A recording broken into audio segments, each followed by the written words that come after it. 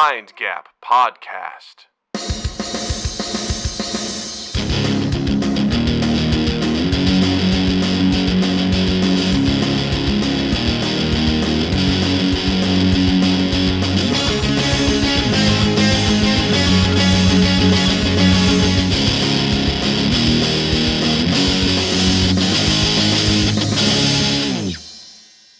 Good evening, everybody, and welcome to Mind Gap Podcast. I am Doug.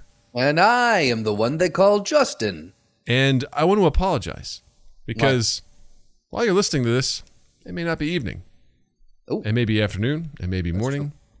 And that was highly insensitive of me to assume that you are experiencing the same thing we're experiencing right now as we record this live at youtube.com/mindgappodcast. Be sure to like and subscribe, support us, and do all that stuff.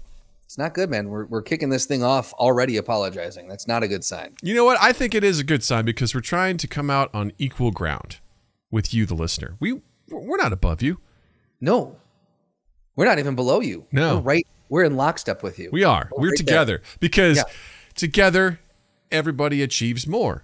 That's true. So we're with you. This has been Mind Gap TED Talk. Thank you. I'm sorry, the what? What? Mind Gap TED Talk?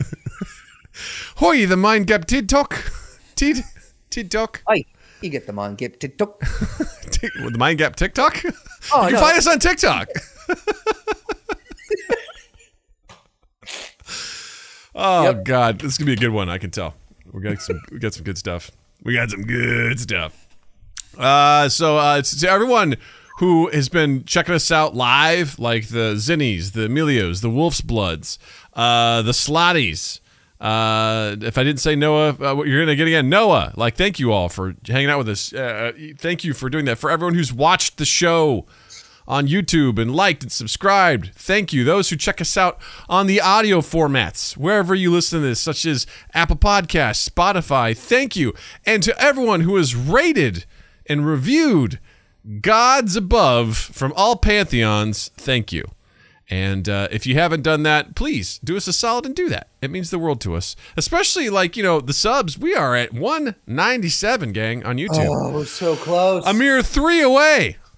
Which, hey, let's be honest. Justin tried to steal the 200 a couple weeks ago. He put a lot of his many accounts together and subscribed, and YouTube was like, nah, we ain't doing that. It got us over the hump, and then the next day, it course corrected. He immediately was like, these are bullshit. Get them out of here. And it went from 200 all real accounts right back down to where we were. I was like, I don't feel good about this. So when they did that, I'm like, you know what? That's good. I think that's fine. I'm lawful good. Justin's chaotic good. So damn right I am. But here's the thing. We're so close. Mm-hmm. So instead of forcing me to game the system, just help us. Yeah. Just put us over. We'd love to get that milestone, the 200 sub milestone. That'd be great. That'd be delicious. You know what? And the thing is, if we get the 200s, Doug might just he might show some leg for you. He might show a little thigh because he's been working out. I have been working out, and it's true. So yeah, thank you. Skin, all I'm saying. Just a little bit of skin. Like, subscribe, rate, review, all that stuff. Check out our Patreon, patreon.com/mindgappodcast if you want to consider subscribing. Check out our merch, redbubble.com. Check out our Discord. Link is in the description. On our YouTube channel, youtube.com/mindgappodcast. Our social medias at mindgappodcast. We appreciate you. We appreciate everyone who's interacting with us and being awesome. We love you from the bottom of our heart. Thank you. Thank you. Thank you. And to all those folks that have subscribed to us on Patreon, like Tom McIntyre, Richie Armour, Zinni, Solly Bartfast, Almighty Crit, thank you, thank you, thank you, thank you, thank you. Appreciate you. Woo! Wow, that was a really good housekeeping. We got through that real fucking quick. It was concise. Mm-hmm. It was tight. It was respectful. It was respectful. Yes. We did some housekeeping today. Oh yeah? What'd you do? Rearranged a shitload of stuff. We got. Do you guys ever get a wild hair and just rearrange full rooms? I mean, Jill does, and I'm like, go for it. Yeah. She knows that that's not my thing. I don't like to do that. So I'll usually I'll get pulled in to assist, and then I get invested in the project. So we turned the bedroom around, we turned the living room around, and we got our outside space finally. For those who don't, we got a dog and we got a little one. Stay or go. Oh my gosh, Make the it's choice. pure chaos in Doug's house right now. Are you staying? Oh my gosh. Okay. What's happening right now? Can you close the door for me, girl? Thanks, girl. Oh my goodness. Close it all the way, please. Thanks, girl. All right, Loki, you're in here to stay. The dog is here to stay. I got my dog in here too. Abby and Loki, the podcast pooches. Yep, that's right. Yeah. So for those who have been following along at home, we are currently in an apartment looking for a house. House hunting is going okay, but I finally got kind of that wild hair, and I'm like, we got these two giant bush tree things out front, and they were getting just unruly, and the property management did not do anything about it. So I went to Lowe's, and I was like, it's time to start building my arsenal of lawn care products. And so trimmed up, I bought some hedger trimmers and trimmed those up, and we did a little power wash to the front and strung some lights, put some patio furniture at so we've got a whole nice new little patio area, fully weeded and trimmed and everything.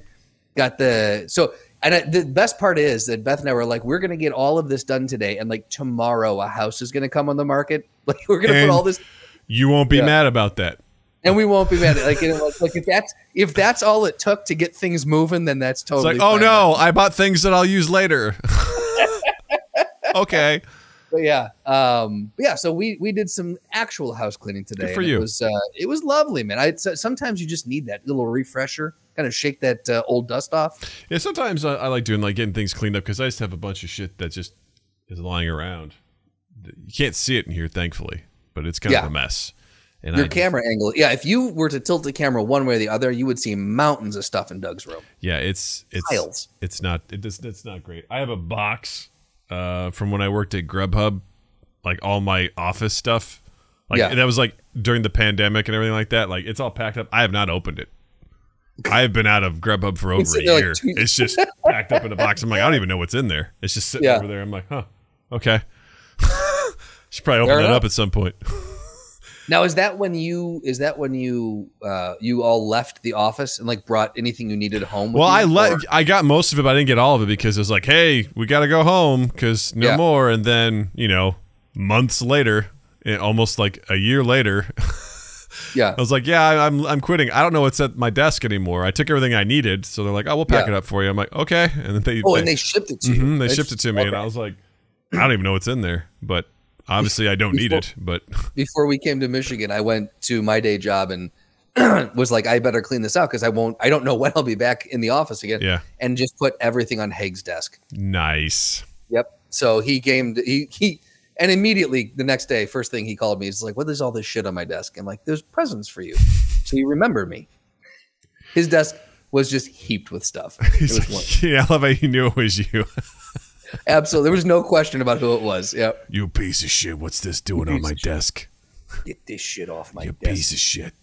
Get off my desk. Piece of shit. So before we get going here, I want to say thank you to everyone who listened to last week's episode. Justin and I touched on a bit of a hot topic, dealing with the Supreme Court and things like that. And I got a wonderful message from a listener who thanked us for talking about it. And they shared their own personal story, which I won't share here because it's not my place to do so. But, I want to say thank you. Everyone who listened, particularly to that listener, thank you for listening and sharing your story with us as well. It means a lot. We don't like necessarily talking about the serious things in life. But now and again, these things just sort of pop up, and it would be weird if we didn't talk about it. Right. We like to speak from the heart. Most of the time, we're silly.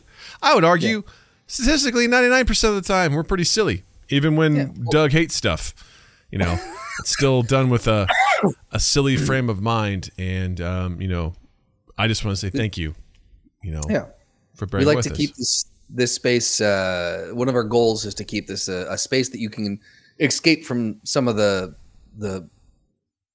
heavier stuff from your day. You can come here and listen to two nerds and two dorks talk about all manner of nerdy pop culture, silly, science-based, whatever, just nonsense. And it's supposed to be a little bit of an escape. But again, there are certain things that come up that just they have to be addressed. Just we have as people, as human beings, we have a duty to talk about it, and not that we're experts on anything that we talk about, but just as fellow human beings, there are certain things that we need to address. And that was one last week. And we heard specifically a story from one listener, but a few other people have also expressed, gratitude that it was at least addressed. And it was we were thrilled that you followed us on the conversation. Agreed.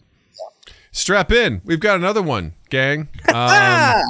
We'll get it out of the way at the top of the show because there's no easy way to transition into it or out of it. So we'll just kind of hop into it. I was a mess yesterday during 4th of July, as in Highland Park, Illinois, just north of Chicago.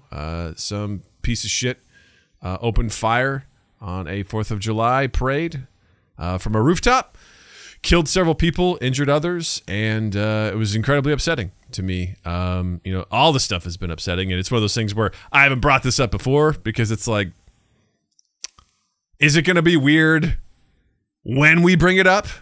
Right. Because it's like, oh, why are you focused on this one? What about all the others? I'm like, yeah, all of those suck. They're bad. Yeah. They're really, really bad. But I think it's just come to like a breaking point for me, to the point where I'm like, okay, I feel like I just need to say something on our podcast that this is fucking absurd that this keeps happening. It's tragic. It's incredibly upsetting. It's endlessly aggravating that no one's doing anything to stop this. Because at the end of the day, because the thing that sucked about it as this happened and it unfolded, it's a tragedy. And I think if we zoom out of the situation, we could look at this and be like, nobody wants this to happen. There's no one that's like, yeah. Right. People got shot. They got ambushed. It was innocent people killed during a parade. Like, I don't think anyone's like, woo, yeah. So I think we can all agree as human beings that this was a bad thing. But then all of a sudden there starts to splinter in the conversation, which, by the way, I think that's a huge win. If we're all on the same page, like, this is bad. Agree with that? Yeah. That's great, because I think that's 90% of the conversation is like, this is a bad thing. This shouldn't happen. What a low bar to set. Right? So, well, hey, I mean, if there's someone that's cheering that on, I'm like, okay, let's separate that person from the pack. Let's leave them out in the wilderness to fend for themselves, because I don't want to, they're not part of my society. I don't want them there. But then the bad takes that were happening after that, where people were making assumptions, they were making bad faith arguments. People were doing the whole like, well, that's Chicago for you. It's like, hey, Highland Park's not Chicago, guys. It is different county. It is a highly affluent suburb of Chicago. It's just everything just filtered down into, oh, I bet this person was an Antifa person. Oh, I bet this person was, super alt-right. I bet, and it was all over the board. People were making assumptions. It was going into these terrible debates that were in such bad faith, and I got sucked down a depressing hole of watching bad takes and arguments on Twitter, which, by the way, don't recommend it for anybody. No. It was really, really bad, and it got me into a really, really bad place. And this just keeps happening. It keeps happening. Over the Uvalde one, man, that one gutted me. That one gutted me so hard, and they just keep happening, and it's over and over and over again. And I'm just kind of getting to the point where I think once the pandemic hit, this shit has always been bad. I mean, let me just preface that. Like, these things are awful. They've always been awful. But the pandemic has reset something in my brain where we was talking about having a midlife crisis not that long ago. Pandemic was kind of like the catalyst for that. And now this stuff has really sort of compiled itself on over and over and over again to now I'm like, this stuff just keeps happening. I'm like, I'm starting to just worry about, like, Jill and I were talking about this last night. I'm like, so when we go to a parade, are we gonna have to scope the rooftops now? Like, right. do we have to do our own personal security sweep of a place to, like, we can't, are we getting to a point in our life where we have to really consider weighing the risks of whether or not we'll go to a movie theater. Like Jill was like, honestly, she goes, honestly, she's like, I don't feel like going to movies anymore because she was downtown Chicago not that long ago, and she saw a guy she didn't recognize in her office building in the lobby area, and she kind of got freaked out because the person was wearing clothes that seemed almost like, you know, paramilitary, but they weren't security, and she's like, what do I do? And this has become an everyday thing for us. Yeah. Well, Beth has had the store that she works at, they were got there early to open the store up, and it was just her and a few other stores going through a remodel. So there's some construction guys there and some store workers there, but they leave the doors open so the construction guys can get in and out.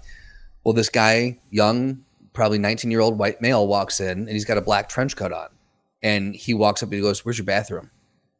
And said, "Well, we're not open. You can't." And he goes, "No, I'm not going to leave. Where's your bathroom?" And they said, "Well, no, you have to leave." He goes, "What are you going to do about it?" And just what are you going to do about it? Like that, immediately everyone just went on high alert. And it was like, what do we do? He ended up going to the bathroom and meandered, but then left. But you could tell it was one of those things where like, that's how it starts. That's the kind of, you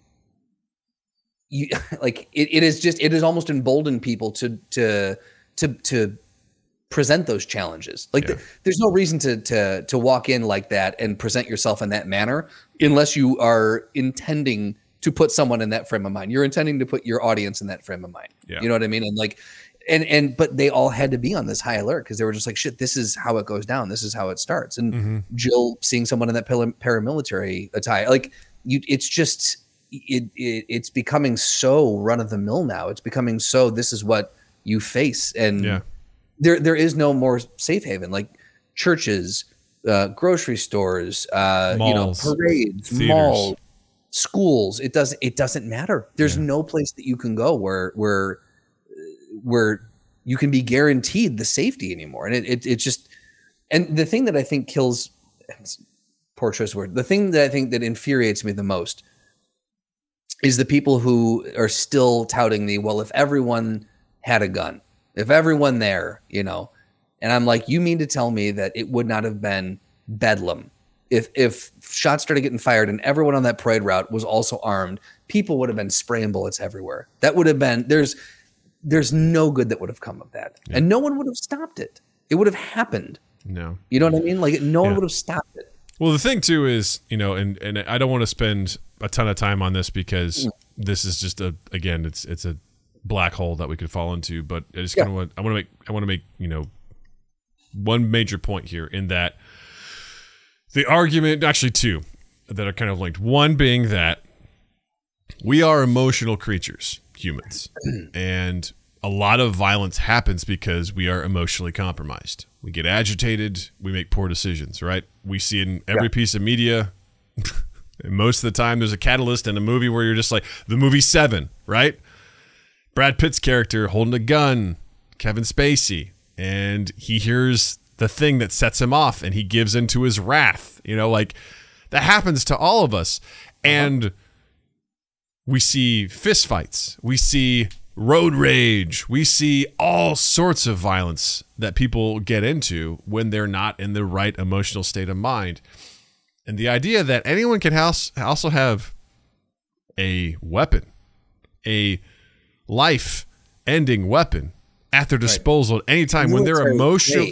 It's weapon. Yeah, exactly. At any time when they're in those states of mind is absolutely terrifying to me, because most people are dumb. I'm not better than anybody, but there's a lot of dumb people out there that make a lot of dumb decisions, and I don't want people making a dumb decision while they have a fucking weapon like a gun easily at their disposal. It is a terrible idea. And so anyone who's like, no, I need to have this to defend myself, I'm like, first of all, I don't trust you as an average human. Second of all, I don't trust your training. I'm sorry, you are not trained to deal with high-stress situations where you need to be accurate, you need to be calm, and you need to be able to follow the rules of engagement. That's not you. Most police can't handle that, let alone your average citizen who does what? Let's just give you the benefit of the doubt and say you hunt deer. I don't think that's the same thing as dealing with a live fire situation. So I'm just going to say it's a blanket statement. There's going to be exceptions, but in general, the average Joe, I don't trust you with a weapon. Right. My second point is to the people that say, well, we should just have our own snipers on buildings and we should have our own sort of like security and checkpoints in schools or elsewhere. To that, I say, fuck you. Like, that is not the solution to the problem. To essentially say, well, the only way to beat this is with more gun power. That does just horrible things to people's psychology. Like, especially in schools. If you're like, well, we'll just put fucking commandos in these schools. Think about what it's like for a kid to go into an environment where there's weapons and there's a general blanket fear of danger and life-threatening enemies, and then you're also trying to learn. Like, those two things don't mix well together. People don't like taking standardized tests. Those stress them out. People don't like getting up and giving a speech. That stresses them out. Now let's add a little bit of baggage of, hey, we've got heavily armed people at this, at the front of the school, just in case anybody tries to come in. Oh, by the way, we're going to do active shooter drills and things like that. It's not conducive. I don't want to go to a parade where we have to make sure we sweep the fucking square like the president's going to be here to make sure there are no bad people and we have snipers set up all over the place. That's not the solution to the problem. Right. Those are the 2 points I wanted to make. Well, I think, and Emilio says it here. He's like, to sum up what he's saying, basically enough talking about change, fucking make the change. And I think that's what it is. I don't know. And look, we say this same thing every time too. And we won't belabor this point. We'll wrap this segment up pretty soon. But we say this every single time this happens. We're like, how many more times does this need to happen? That's getting just about as old as thoughts and prayers. Yeah.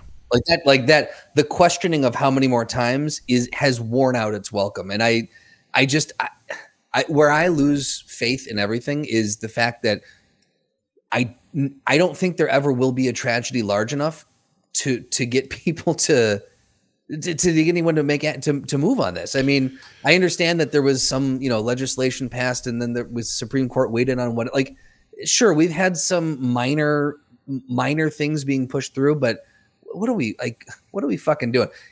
This is the 186th day of the year. We have currently had 314 mass shootings. We're going for a personal best. What are we doing? You think when kids got killed, murdered, you think that would be the moment where people were like, maybe.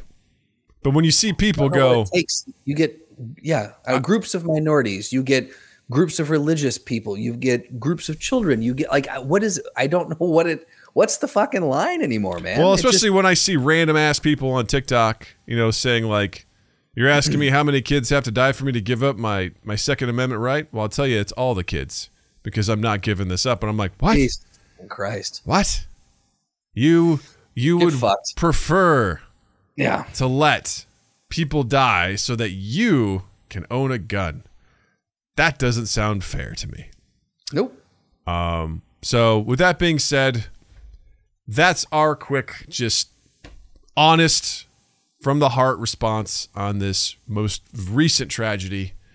That we don't have any answers. We don't have any suggestions. It's just addressing it and saying, look, we're feeling probably how you're feeling right now. Yeah. And it's okay to feel it. And, we're all going to try to keep getting through it together. Yeah. That's all we can do. It's brutal.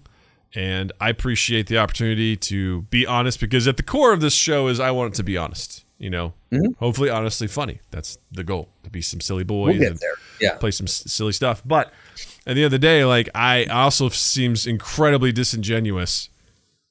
I mean, again, the question of why now, Doug? Why this one? It's like, listen, I don't know. I'm at my breaking point where I feel like now I kind of just have to put it out there. Like, this fucking sucks. This is insane. Yeah. And I hope to God we can change this, because I think we're all on the same page that killing people is bad. Killing people, innocent people with guns, is bad. I think we can all agree on that. That is, again, we are 90% of the way there. That 10% is a nuclear bomb that we're trying to disarm together, and it's not going well. All right, but that's what I try to do in these situations. I pull way back and be like, okay, I think we can all agree on the core concept that this was a bad thing. Like, I don't think everyone's cheering this on. We can all be like, this fucking sucks. All right? Yes, everybody, this fucking sucks. Cool. You know, like, now let's do something about this, okay? Yeah. And that's where it gets down the bad take lane. But let's start there and be like, this is a tragedy, and let's find a way to be better, because we can be better. And it's hopeless optimism, I think, but let's be better. All right. Amelia, thank you. He says, it doesn't matter when you say it, Doug. It's how you say it and that you say it. I agree with y'all 1,000%. Thank you, buddy. Appreciate you. All right. So there that was. There you go. Justin, how was your weekend?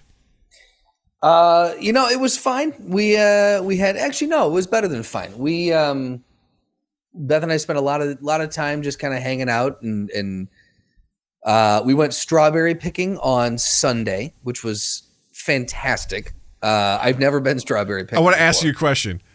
Please. If you visited your 18-year-old self today, like over the weekend, and be like, dude, you're not going to believe the weekend we just had, and you told him you went strawberry picking, how do you think your 18-year-old self would respond to that? My 18-year-old self would have had some choice words that are no longer PC for my current self. I probably would have tried to kick myself in the nuts and said, this is where we go? I don't want this, you know. But then 38-year-old me would have turned to 18-year-old me and just gone, you have no fucking idea. You have no idea how dumb you are. How fucking dumb you are.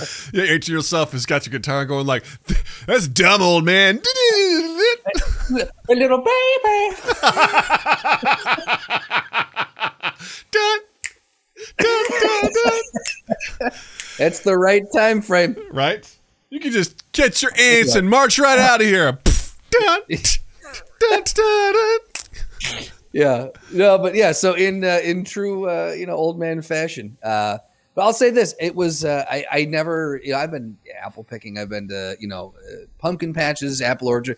Never in my mind was like, oh, berry picking. But man, I tell you what, I had a good fucking time. And we walked away with like 10 pounds of strawberries. Way too many strawberries. Yeah. There's too many strawberries. What are we going to do with this? It's too much strawberries. So no, but I also say this, way better than any strawberry I've ever had from the store. Nice. These, I don't know what it is. I don't know if it's they do something to them when they ship them and it changes the flavor. These are fucking incredible. Dude, just wait until you're shitting out your brains. Like, it's going to happen. Oh, yeah. This is Dude, all natural. Health benefits of strawberries. They're insane. Are they? Like, they help stave off dementia, cancer. They help with gut digestion. They've got an insane amount of vitamin. Like, it is like, if it's not a superfood, it's like right next to it. Dude, I tear through. I get 4 pounds of strawberries every week. Good. I fucking tear through them. They are apparently very good for you. That and apples. I do an apple strawberry combo. Like, I love it. You're like a horse. I am like a horse. I'm like a horse. Like a horse. No, but yeah, we did that, and I went for a hike with Abby, and just had a really good, relaxing weekend. So it was a lot of fun. I'm sure there's something else we did that I'm forgetting, but at this point, it doesn't matter. We had a good week. Yeah. That's good, man. Good for you. I will say this. We do this. I think we say this about every year. This is the 2020 edition of it. Fireworks are fun. They're fun to watch, but fuck fireworks.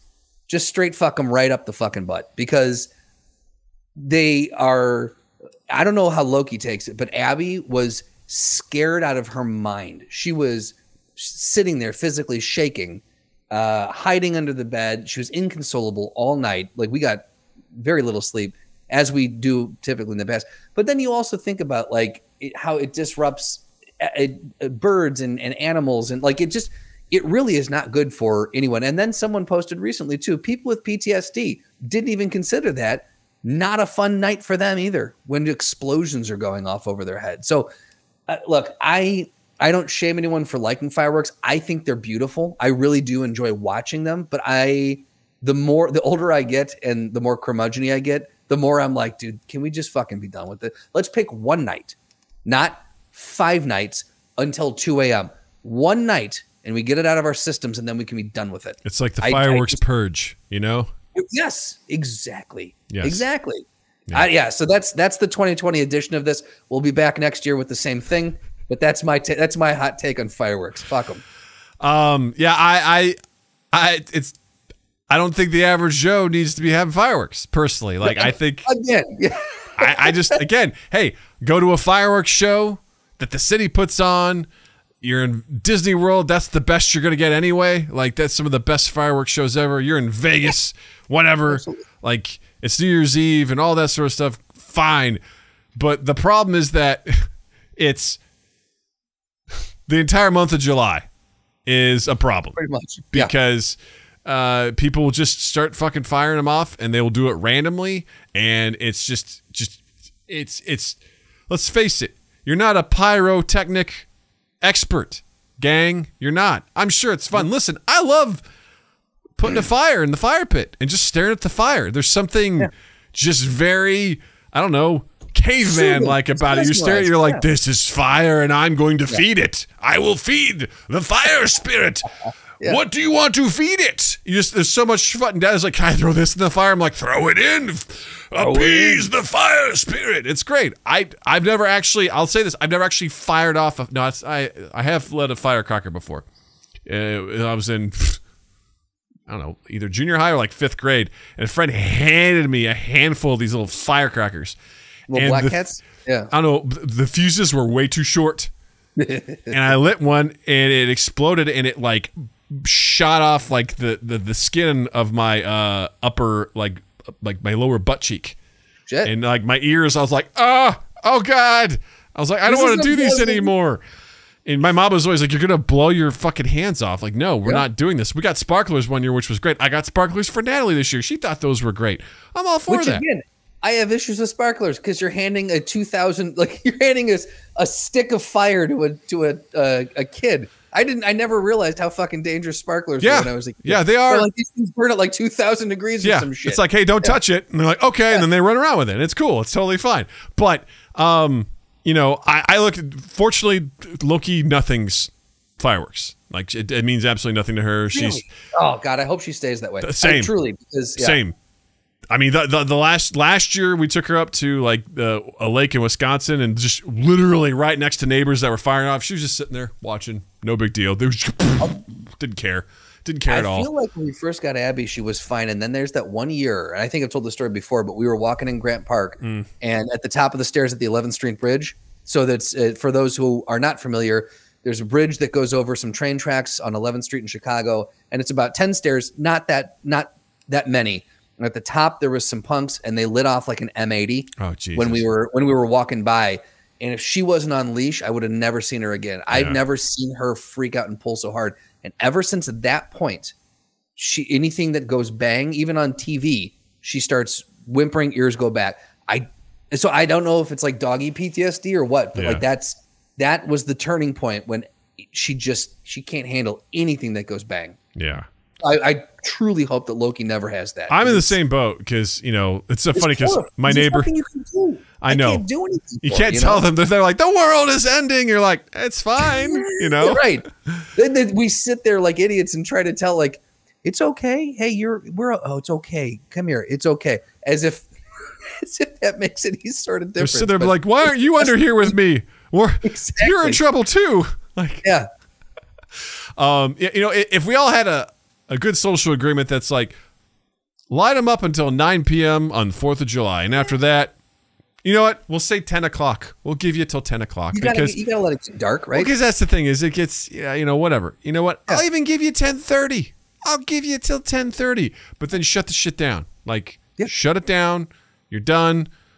We're all done. We're all right. Whatever you have, save it for next year or whatever. Sell it on the black market, whatever you're going to do. Like, we'll just collectively let it go. My neighbor, I saw them like, it was the day of 4th of July. My neighbor came out and was letting her dog out, and the dog was barking, and she goes, you know what?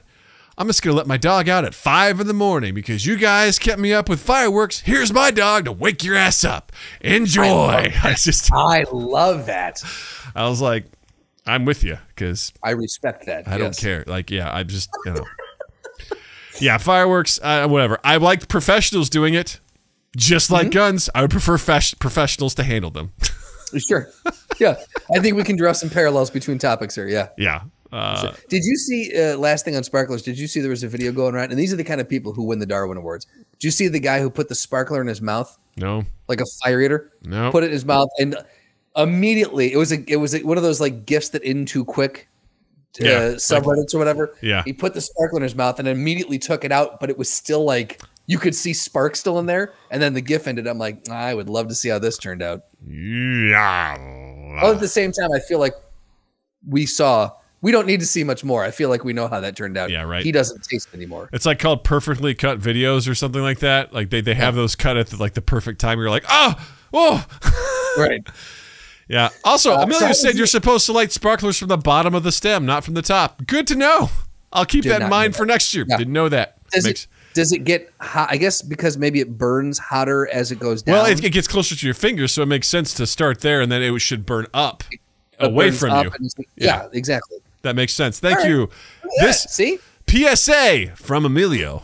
Light that shit from the bottom, not the top. I know I have here. PSA from Emilio.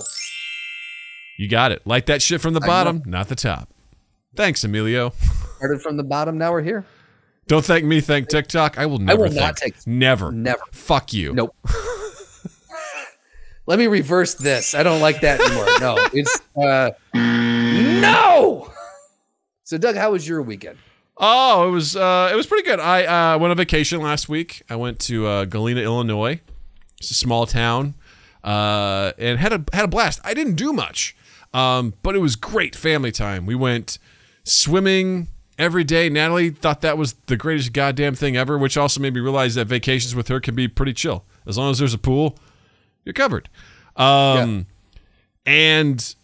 yeah, she swam, watched a lot of movies, got caught up on a lot of my shows.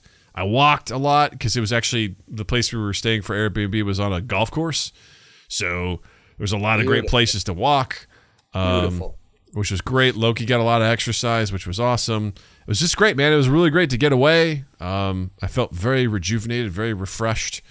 And then I came back and I tried a new dessert called Eaten Mess. Yes. It was delicious, man. I made it again tonight because I had leftovers. Tell me about it. Jill loves it. Jill is, with that stuff, she's like, yeah, it's fine. But she was like, I made one for me tonight. I didn't want to presume that she would want one, and I put it in front of my place setting, and she was like, oh, I thought that was for me. I'm like, do you want me to make you one? She's like, yeah. I'm like, okay, well, I'll make you one. I just didn't want to presume that you wanted another one. Yeah. But essentially, it's you make meringue cookies, which is something I've never made meringue before, let alone meringue cookies. But you make a meringue, and then you put them in a piping bag, and you squirt them out all over the baking sheet, right, with the parchment. You cook them at 200 degrees for an hour, and then turn off the oven and let them dry out for another hour. And you got these light, like little cookies that are meringues, and you can actually just eat them like cookies, or you take them and you crumble them up, so you get the little crunchy sweetness, and then you macerate the strawberries with some sugar. You macer them, you mash them, you macerate them, and then you make whipped cream. And then you do a layer of whipped cream, a layer of strawberries, layer of your meringue cookies, and you kind of do that all the way to the top. And it's like the perfect summer treat. It's very light. It's refreshing, sweet. It's got your superfood in there. You know? Yeah, it does.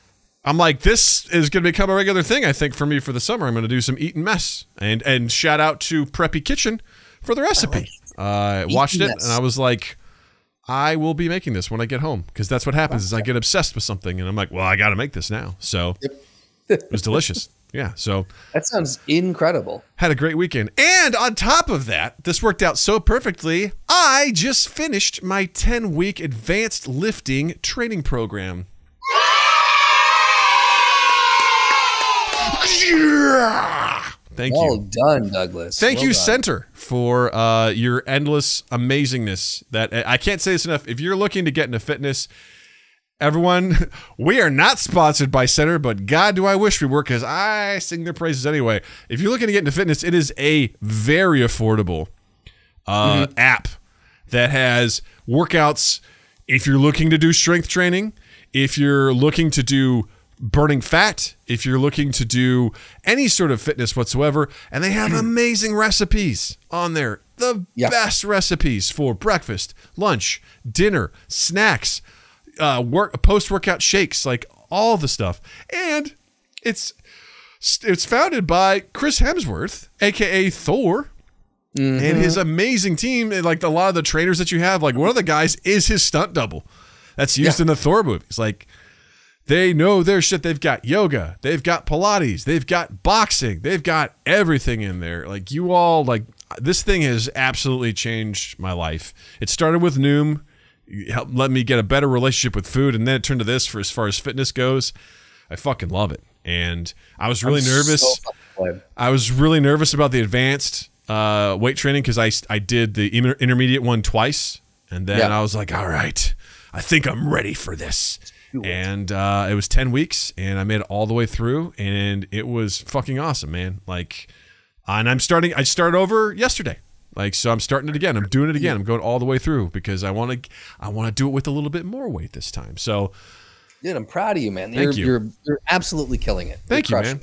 I appreciate that. I'm very excited about that. It worked out because you do there's 3 phases that are each 3 weeks. So you do 3 weeks, and then 3 weeks, and then 3 weeks, and then your 10th week is all offloading. So you don't do any weightlifting or strength training at all. It's all just like strength, functional strength, cardio, and stretching.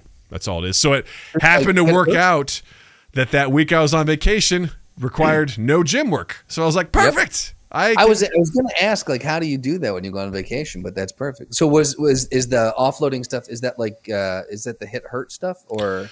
Yeah, kind of. There's there's definitely 3 days of the hit work, which you have done previously throughout the weeks anyway. So like one day will be just, one of those, and then the next day will be stretching. That's all. And it's like encourages you to do some other like light cardio, walking, swimming, whatever. But it's like, don't lift any weights. Don't do any of that because you need your body a whole week to recover before you do anything else. So it was great. I was like, nice. I fucking brought my yoga mat with me so I could stretch. And I'm glad I didn't have to lift weights because the weight room there would not have worked for what I needed to do. Because most of the time they don't. And I don't blame them. You're not there to be like, hey man, I'm here to do some deadlifts. They're like, yeah, we're old people that do golf.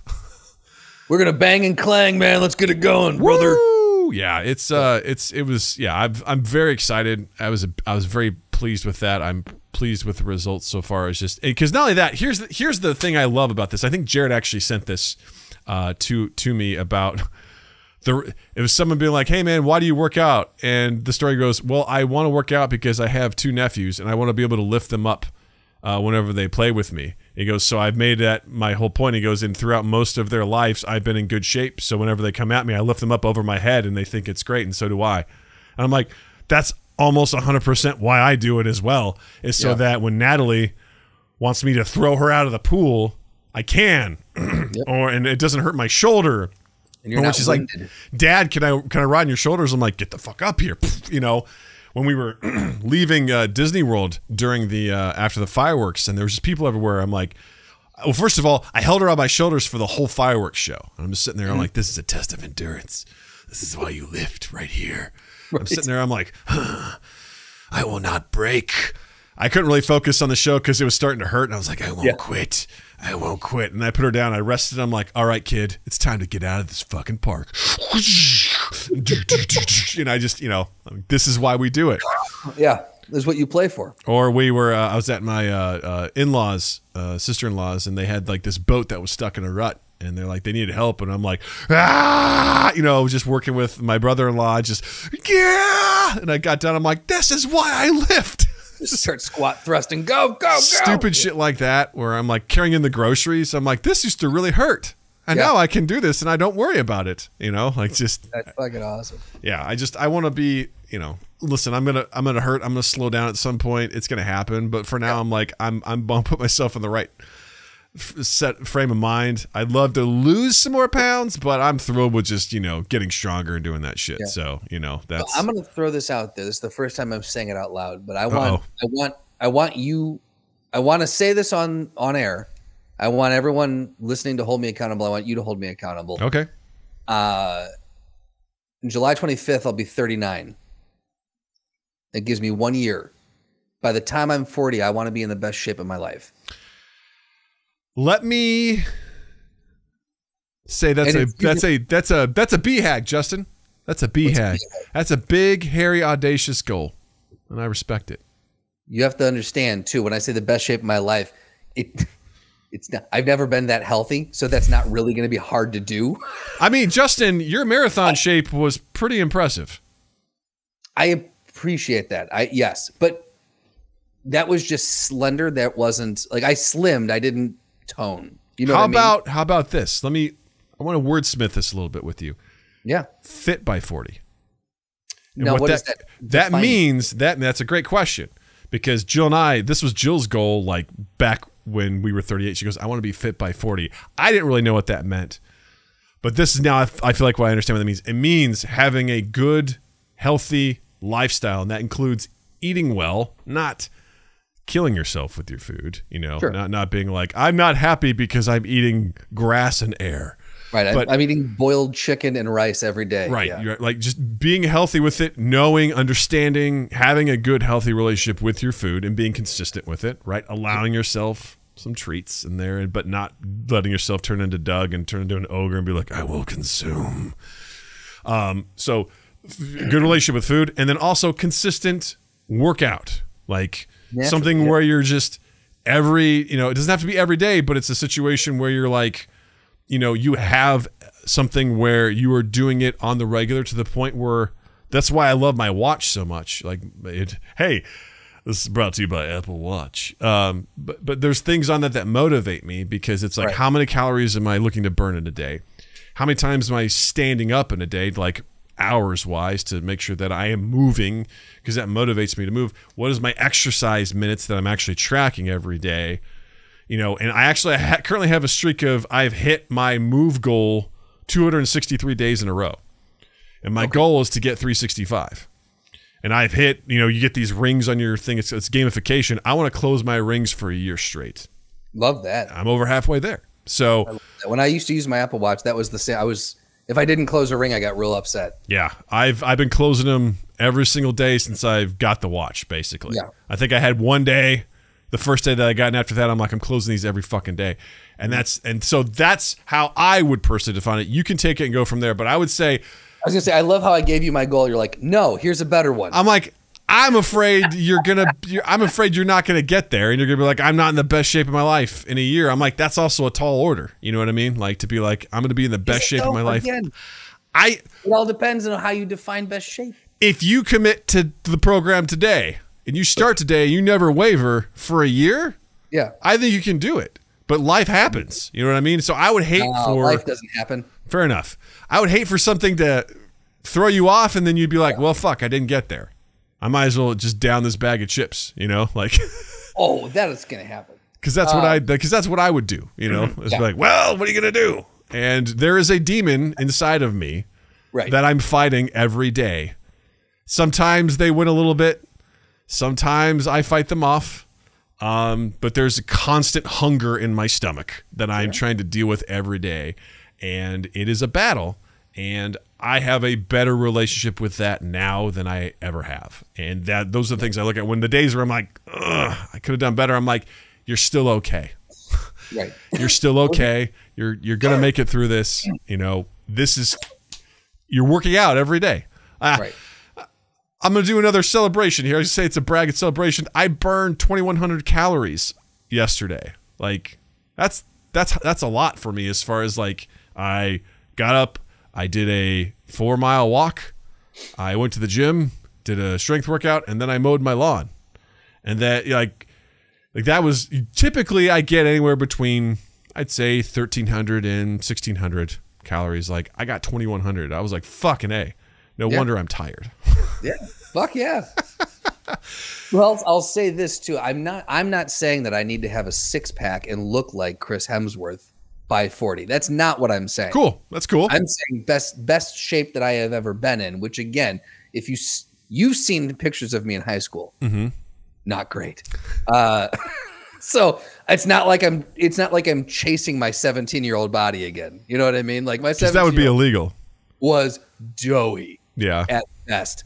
And the other thing is when I was training for the marathon, like you saw how quickly I dropped. Like I know my body will respond to, and that was, I changed nothing about how I ate. That was purely just running. That's impressive, honestly, that you just put in the mileage and your body's like, all right, man, get this out of here. Now imagine if I had eaten better, you know?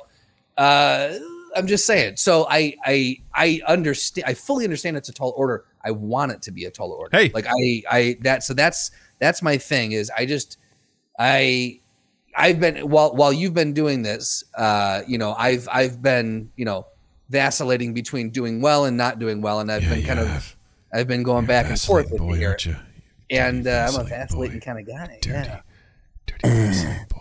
And I'm just tired of it. So you, as Emilio says, you know, it's fucking inspiring what you're doing. And so thanks. I want to lean into it, and I want to, you know, my unhealthy relationship with aging and my fear of impending death. Yes. I just like to stave that off a little bit longer. So no, that's totally fair.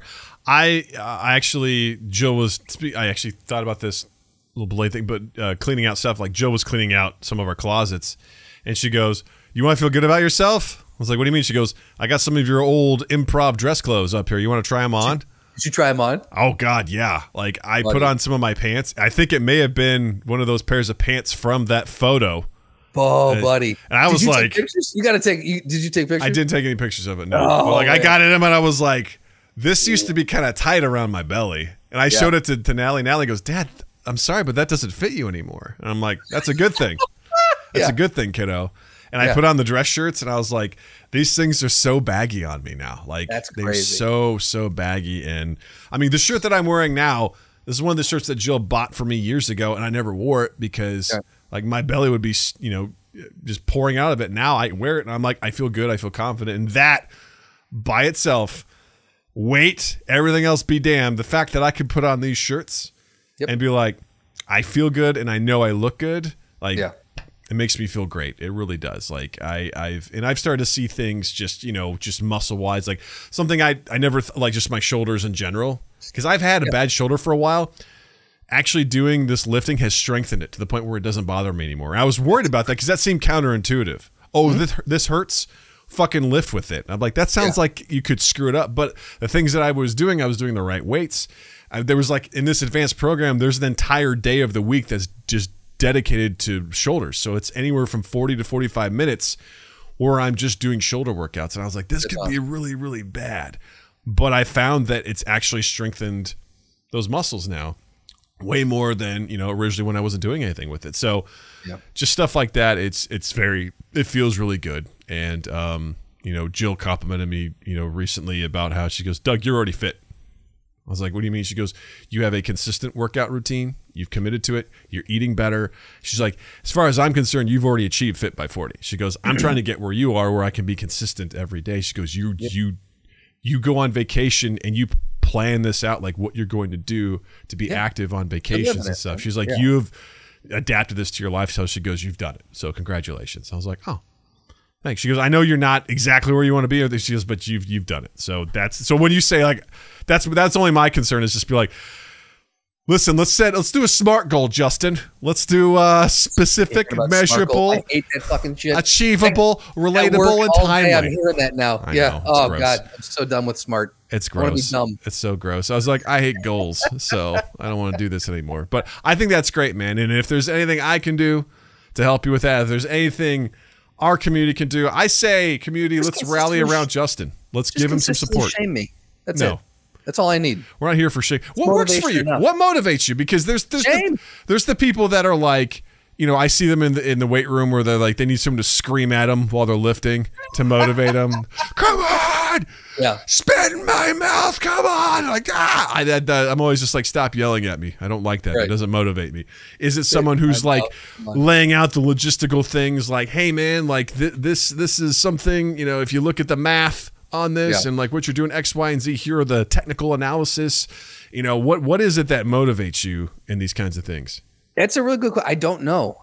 See, what Seth just did for me, that works in so many ways. And I'm glad I'm sitting down during this podcast. Sly just said, you're a dirty little filthy boy who's been very naughty, Justin. Is that what you need to hear, Justin? That's what I need to hear. Now I want to go work out. Are you the person that needs to take a photo and share it, like, every day? Like, to, you know, I don't know, like, what, that's something to consider. You don't have to answer this now. I don't have the answer now. I really think for me, it's more of a, I think a lot of it is self-motivation. I say it now. I think what it is I motivate myself by putting it out there and holding myself accountable for it. Like if I fail to do this, then I don't like not coming through on something that I say I'm going to do. I like to hold myself to, if I commit to going somewhere, I like to go to that thing. If I commit to doing something for someone, like I don't like going back on anything that I've committed to or said. My word is my bond kind of thing. So if by putting it out there, that's me kind of throwing it, you know, that's me starting the commitment process already. So how are you going to measure this, Justin? On a scale. Yeah. You doing it every day? You doing it weekly? I need to buy a scale. There we go. Step 1, buy a scale. There we go. We're putting an action plan into place. I'd highly recommend one that syncs up to your phone so you can track it and you can see trends. Actually, that's not a bad idea. I probably should get another Apple Watch because I don't know what happened to my first one. So yeah. No, I got it was a Series 1 too, so it was garbage. I'm usually motivated, or I find just that sort of data fascinating.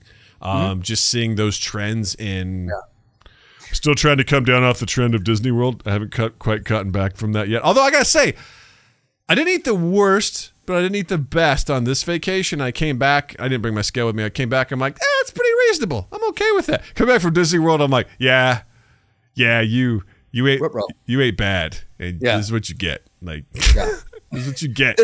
The thing is, the watch was a huge motivator for me because when I was running, I would try to do, I'll never forget, one of my favorite things was when I would get home from work and you'd be coming over to record the podcast.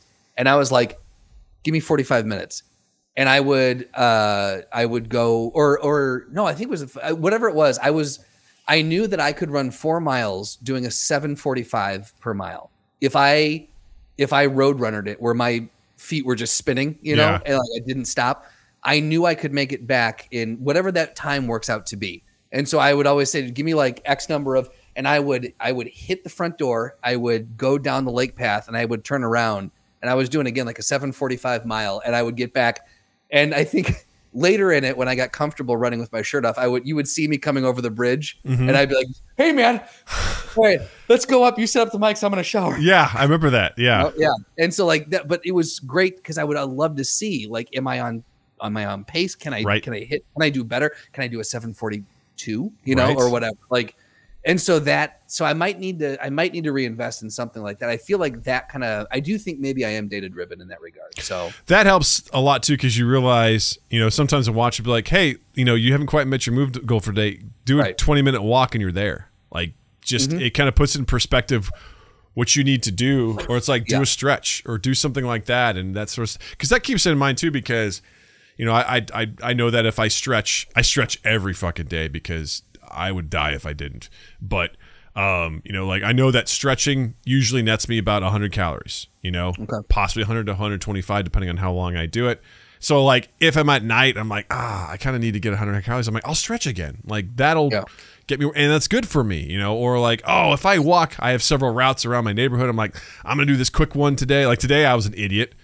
And at 12 o'clock, when it felt like 104 degrees, I was like, I'm going to go on a walk. I started going, and I was like, this was a terrible idea. And then I'm like, we're going to do the 2-mile one and get back in 30 minutes just in time, like perfect time before I start being like, this is nasty. You know, just knowing like how I can push myself and what that does if I warm up well enough and then go and lift.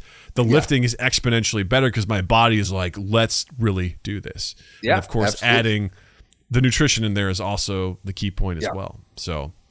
well, I'm going to say on behalf of the entire community, My Gap community, we're with you, Justin. All right. We want you to do this.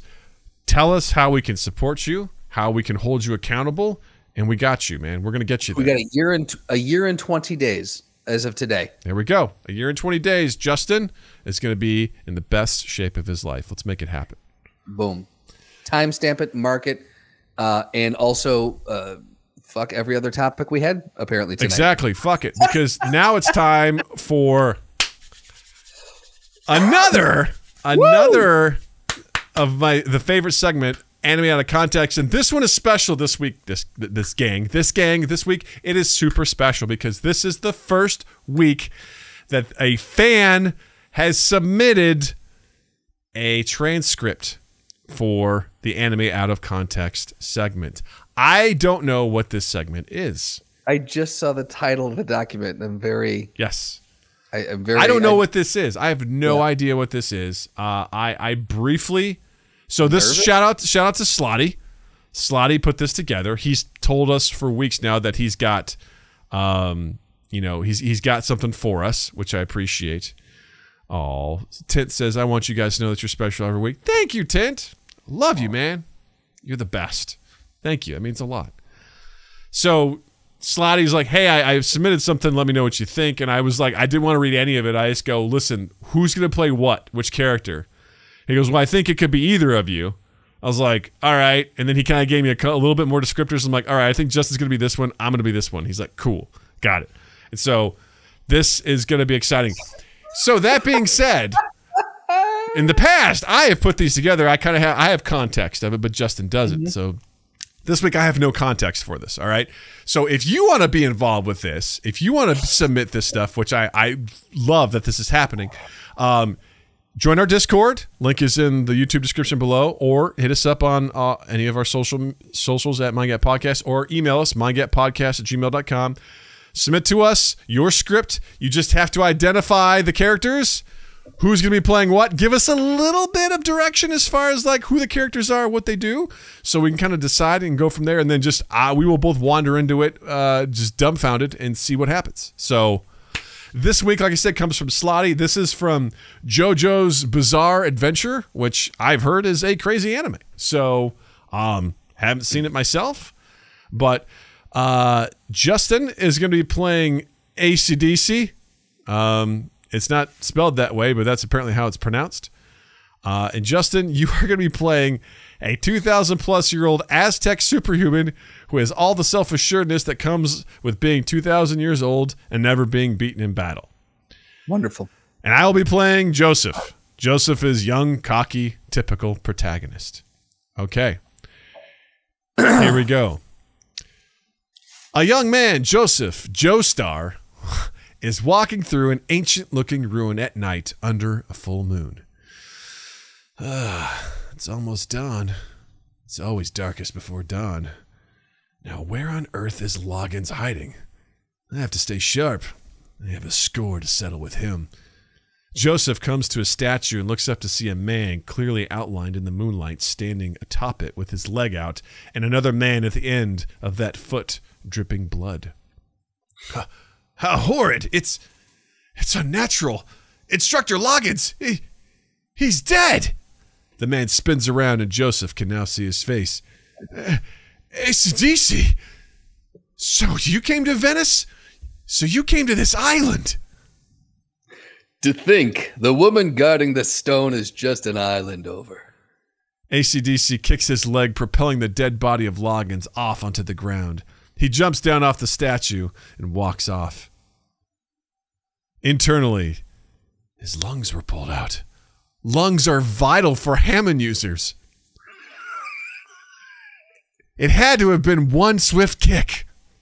Joseph kneels down next to Loggins' body. Internally, the tyrannical Loggins. You yelled at me for 3 weeks. To be honest, I hated you. I thought I would finally get you back at you for all you did. But watch me from up there, instructor. See the fruit of your torture. Joseph stands up and turns to face AC/DC, stalking away.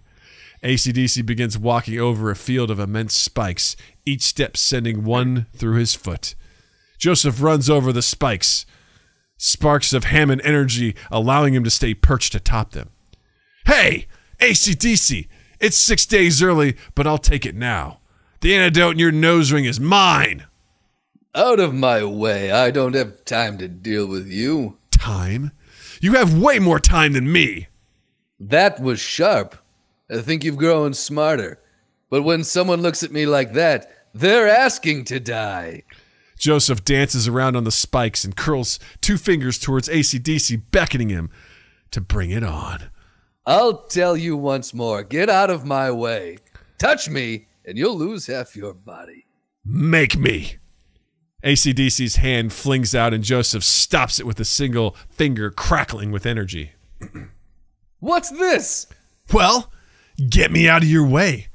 I only move if there's dog poo in my way.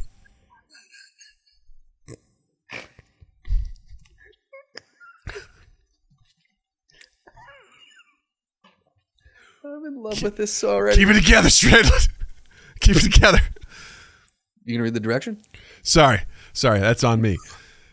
As he's talking, Joseph's finger punches through AC/DC's hand. AC/DC is shocked but remains calm.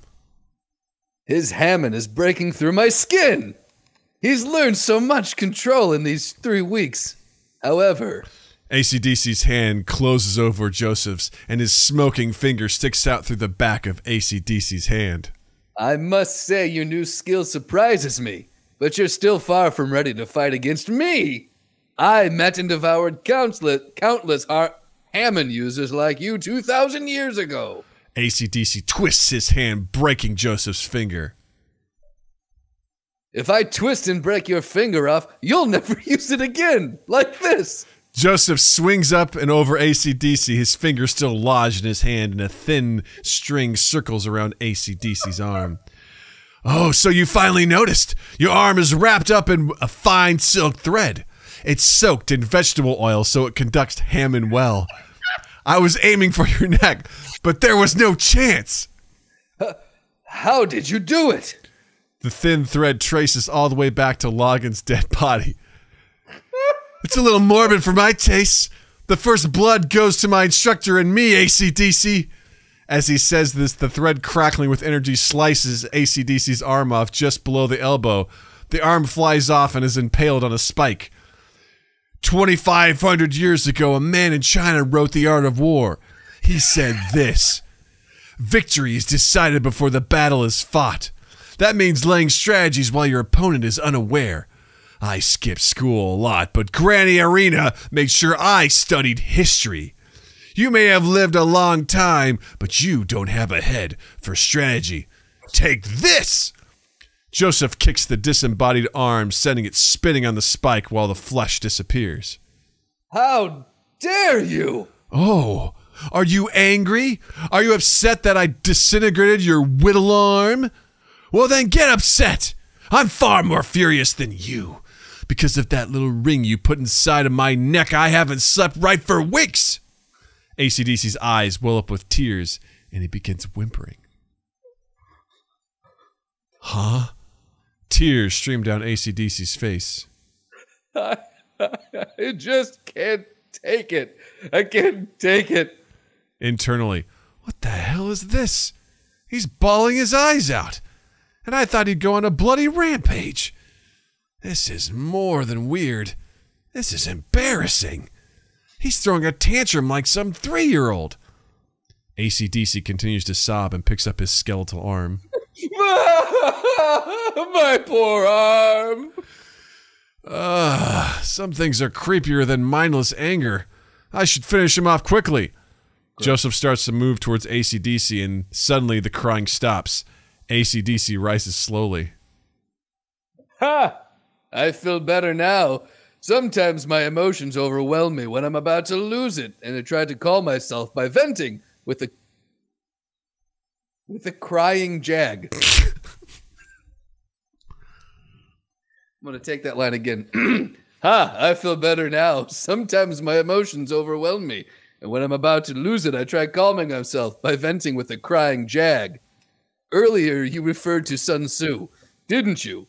I knew him personally long ago. I journeyed to China to study. To fight is to duel. All war is deception. Sorry, to fight is to delude. All war is deception. One tries to make their enemy angry in order to lure him into committing costly mistakes. This is precisely what you're planning on, am I right? Well, it's not going to work, but I must say, JoJo, I really am shocked at your improvement. I admire your common ability. I had been longing for a worthy opponent. AC/DC stomps down on Logan's arm and it flies off into the air, attaching to the glowing stump that was AC/DC's arm. I guess that last line's yours. Oh, there it is.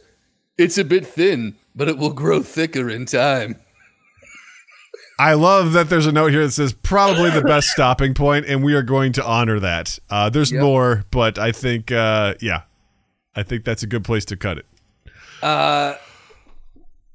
Man, this is the thing. This one was a thing. This was awesome.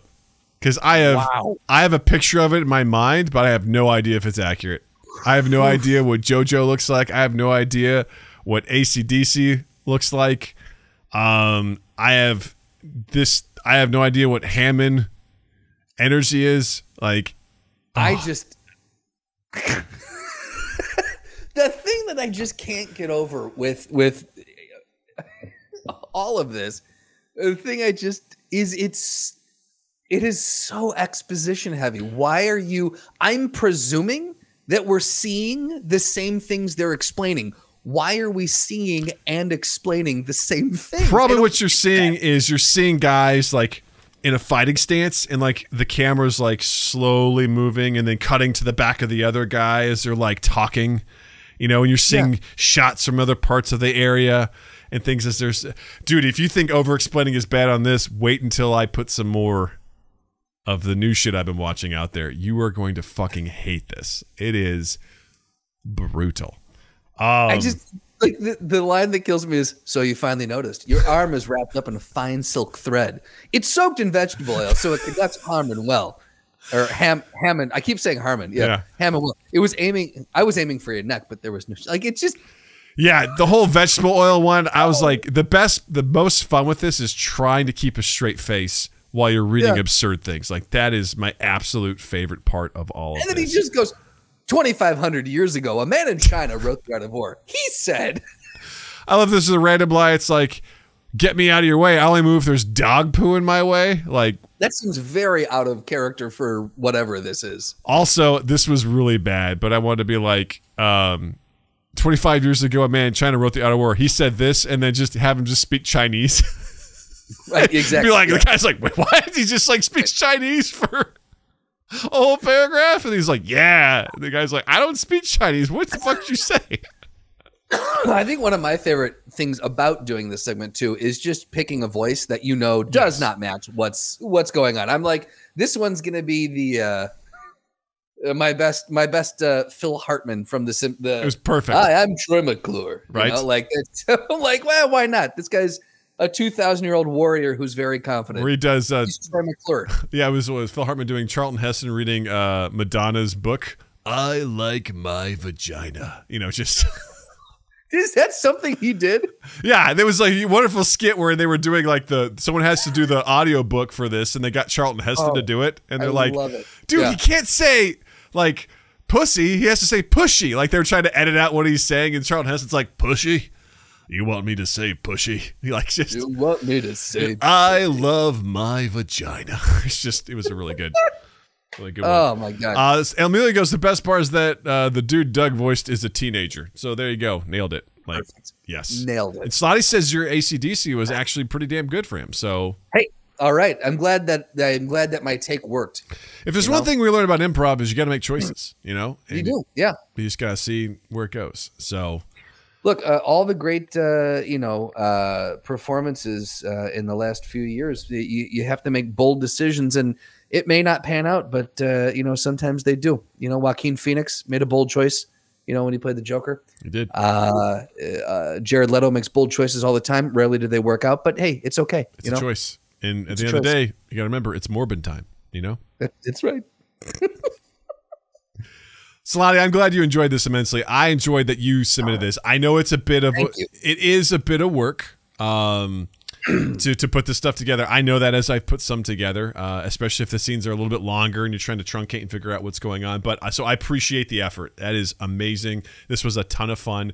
Please, if anyone else wants to contribute to this, we're all ears. Like, hit us up in the Discord. Email us at mindgappodcast@gmail.com.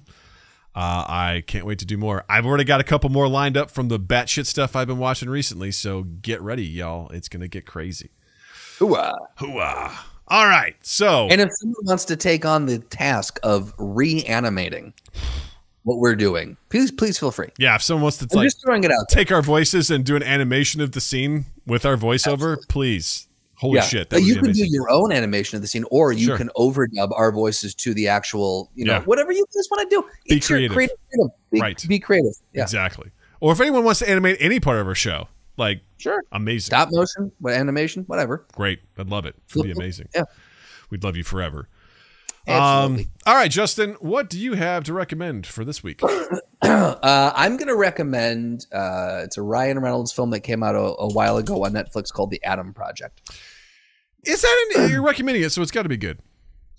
It's not going to change your life, but it's one of those that when in an interview he talked about why what his goal was when making this film, and he remembered watching like the old Steven Spielberg movies and some of the Star Wars, like some more of the family friendly fantasy movies that he watched with his dad or whomever when he was a kid. And he wanted to, he's like, I wanted to make that so kids could watch it with their parents, and the parents would get something out of it. The kids would like, there's a lightsaber looking thing in it, and it's spaceships. And so he wanted to make something that bridged the gap between adult and kid, family friendly, but was also entertaining. I think he hit the mark on it. It was not by any stretch of the imagination like a mind-blowingly amazing movie, but it was a lot of fun, and it was a very easy watch. Like it's I think it's an hour and 40 minutes. It's not The Adam Project. Let me just see what the actual runtime is on it. It's not a big lift. Okay. And so I would definitely say if you've got the time to throw it on, it's a lot of fun. It's Do you think Natalie would like it? Gosh, I don't. That's the thing. It's that I don't know where her interests are right now. Like I know she's into dinosaurs. This is very far from that. I don't know if that's, there's not a single dinosaur in this movie. Yeah. Well, she likes Marvel movies. She likes. I do. If she's okay with Marvel movies, because like some Star Wars stuff, Yeah, some of the action gets a little intense, but if she's gone through like Endgame and stuff, then it's no more intense than that. Okay. I might add that to the list then once we get through all the Harry Potter movies. I might do that.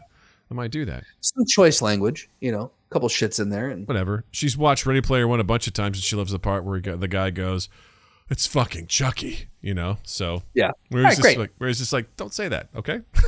Yeah, I think she might be at the age now where she can appreciate like being a kid and how cool would it be to get drawn into. Yeah. Like she might identify with the kid in there. And also I got to say too, the casting that they did, I don't know who this kid is, but fucking A, did they do a bang up job casting. Nice. Because he's supposed to be 12-year-old Ryan Reynolds. Oh, nice. And this kid's incredible. Nice. So, yeah.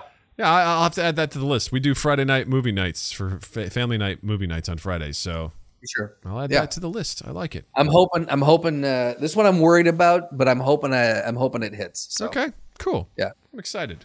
What do you got? It's hard to say. I watched a lot of stuff. Some of the things I'm going to reserve to talk at a later time. We have some stuff lined up for that. I would. You know what? It wasn't incredible, but I enjoyed watching it. Spiderhead on Netflix. It's the one with Chris Hemsworth, Miles Teller. It was interesting. It was an interesting concept. What's that? I was going to say, you and I either need to do this on an episode or talk offline because I have questions and thoughts and opinions on it. And you've seen it? I've seen it. Okay, cool. All right. Yeah. I would recommend it because I think it's intriguing. It's an intriguing concept. It's not groundbreaking. It's not going to necessarily blow your mind. But I enjoyed it. I thought it was interesting concept. I love Chris Hemsworth in it. I thought he was fantastic. Yes. Unique role. Instead of, he typically plays the hero. He's not the hero in this one. But it was interesting. It was an interesting sort of concept. So I check it out on Netflix. It's again short. It's not a huge epic or anything like that, worth a watch. I think it's okay. I think I enjoyed it. I didn't feel bad after it was over. I'm like, yeah, that was good. I'm glad I watched it. You know, it didn't feel bad. There's the measure of a good movie. Oh, if you feel like you've wasted your time, that is the worst. That is the absolute worst. Like, don't waste my motherfucking time. Yeah.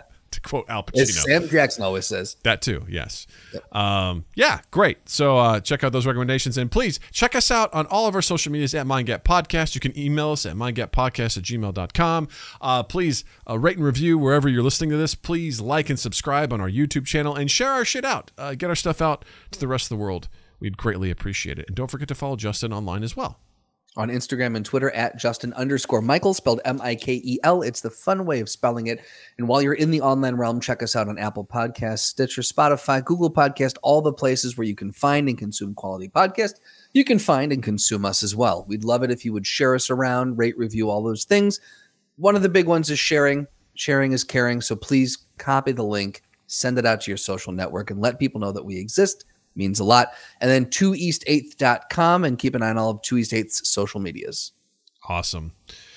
So once again, to friends, and let's say it, you're our family. You know, you all are our family. We're glad you're here. We're glad you spend time with us whenever you do. We appreciate you. The door is always open. Come on in. We'll leave the light on for you. And with that, Justin, thank you. Douglas, thank you. Chat, thank you. Listeners, thank you. And you all have a dandy fucking week. Mind Gap Podcast.